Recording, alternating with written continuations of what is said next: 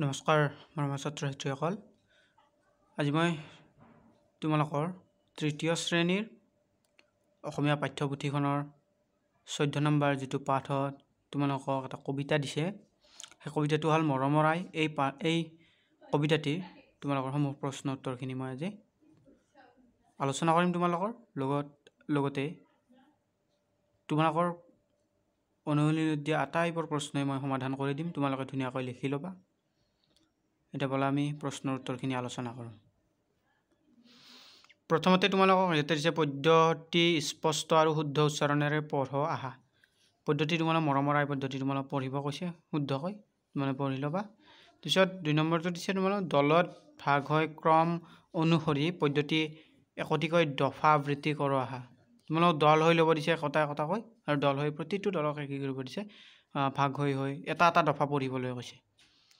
তাৰ পিছত তোমাৰ উত্তৰ লিখিব দিছে এইকিটা মই কৰি দিম তোমালোকক যে 1 নম্বৰত দিছে ক নম্বৰ আৰু খ নম্বৰ ক নম্বৰত তোমালোক 4টা দিছে আৰু খ নম্বৰত 3টা দিছে ক নম্বৰৰ 1 নম্বৰটো দিছে মৰমৰ আই পদ্ধতি কবিগৰাকীৰ নাম কি 2 নম্বৰটো দিছে কোনে আমাক তুলি তালি ডাঙৰ দীঘল কৰে 3 নম্বৰটো দিছে আইৰ মাত্ৰা কেনেকুৱা 4 নম্বৰটো দিছে মোৰ প্ৰতি এনে যাৰ মৰম অসীম যাৰ বুলি কাক কোৱা হৈছে এইকিটা মই প্ৰথমতে কৰি দিছো তাৰ পিছত নেক্সট এইকিটা কৰি দিম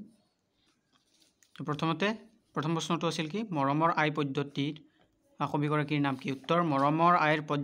পদ্ধতিৰ কবিগৰাকীৰ নাম হল আনন্দ চন্দ্ৰ আগৰৱালা 2 নম্বৰৰ প্ৰশ্নটো আছিল কোনে আমাক তুলি তালি ডাঙৰ দীঘল কৰে উত্তৰটো হ'ব আইয়ে আমাক তুলি তালি ডাঙৰ দীঘল কৰে 3 নম্বৰৰ প্ৰশ্নটো হৈছে আইৰ মাত্ৰা কেনেকুৱা আইৰ মাত্ৰা শুনিবলৈ শুৱলা আৰু মৌ খনা মিঠা মান ইয়াতে দাঁড়ি হ'ব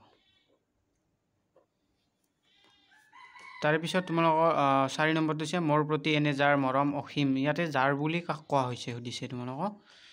ইয়াৰে উত্তৰটো হ'ব মোৰ প্ৰতি এনে যাৰ মৰম অসীম যাৰ বুলি আইক কোৱা হৈছে আইক অৰ্থাৎ নিজৰ মাতৃক কোৱা হৈছে সো খ নম্বৰত 1 নম্বৰ প্ৰশ্নটো দিছে কি কাৰণত আই আমাৰ অতি পূজনীয় উত্তৰটো হ'ব কাৰণ আইয়ে আমাক অতি দুখ কষ্টৰে ডাঙৰ দীঘল কৰে ৰোগ হলে ৰোগ নৰিয়াৰ বাবে যত্ন লয় আৰু বুকুৰ মাজত লয় গোটেই ৰাতি উজাগৰে কটায় সেইবাবে আই আমাৰ বাবে অতি পূজনীয় তাৰপিছত আইয়ে 2 নম্বৰটো দিছে আইয়ে কেনেদৰে আমাক নিচুকাইছিল উত্তৰটো হ'ব আইয়ে বুকুৰ মাজত লয় নাম গুণ গাই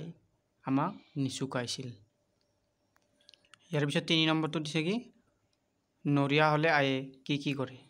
উত্তৰটো হ'ব নৰিয়া হলে আইয়ে একেথিৰে মুখলৈ চাই হুমনিয়া কাঢ়ি উজাগৰে হ'ব লাগিছিল উজাগৰে থাকি ৰাতি কটাই ৰোগ আৰোগ্য হোৱাৰ বাবে সকলো চেষ্টা কৰে পিছত তোমালোক 4 নম্বৰতে কি দিছে চাই লম 4 নম্বৰ তোমালোক কেনে বাক্য দিছে বাক্যগীতাৰ শব্দ দিছে শব্দগীতাৰ জৰিয়তে তোমালোক বাক্য সাজিব দিছে যে প্ৰথমটো দিছে শব্দ মৰম দ্বিতীয়টো দিছে তুলি তালি তৃতীয়টো দিছে পূজনীয়া চতুৰ্থটো দিছে চেনে এটা মই কৰি দিছো বাক্যগীতা তোমালোক বেলেগ ধৰণে সাজিলে হ'ব মই দিয়া ধৰণে যে সাজিব এইটো কথা নহয় মই তোমালোকক জাস্ট দেখুৱাই দিছো কেনে ধৰণে সাজিব লাগে প্ৰথম বাক্যটো আছে মৰম আইয়ে মোক অতিকৈ মৰম কৰে তাৰ পিছত তুলি তালি শংকৰদেৱক বুঢ়ী মাকে তুলি তালি ডাঙৰ কৰিছিল পূজনীয়া পৃথিৱীৰ আটাইতকৈ পূজনীয়া হৈছে জন্মদাত্ৰী মা চেনে মাতৃয়ে নিজৰ সন্তানক কৰা চেনে অসীম নেক্সট কি দিছে এইটো চাওঁ ইয়াৰ পিছত তোমালোক কৈছে কি শব্দবোৰ পঢ়া অমিল থকা যুক্তাক্ষৰ শব্দ বাছি কাষৰ ঘৰত লিখা ইয়াতে 4টা শব্দ দিছে 4টাৰ ভিতৰত কোনটো অমিল আছে সেইটো লিখিব দিছে মই লিখি দিছো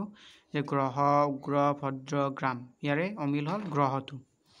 সত্য খাদ্য অমাত্য নিত্য ইয়াৰে হ'ব খাদ্যটো কষ্ট নষ্ট হস্তা আৰু দুষ্ট ইয়াৰে হস্তাটো অমিল আছে তাৰ পিছত যুগ্ম গুল্ম অযুগ্ম বাগ্মী ইয়াৰে তোমালোক গুল্মটো ইয়াতে অমিল সেইবাবে মই ইয়াতে লিখি দিছো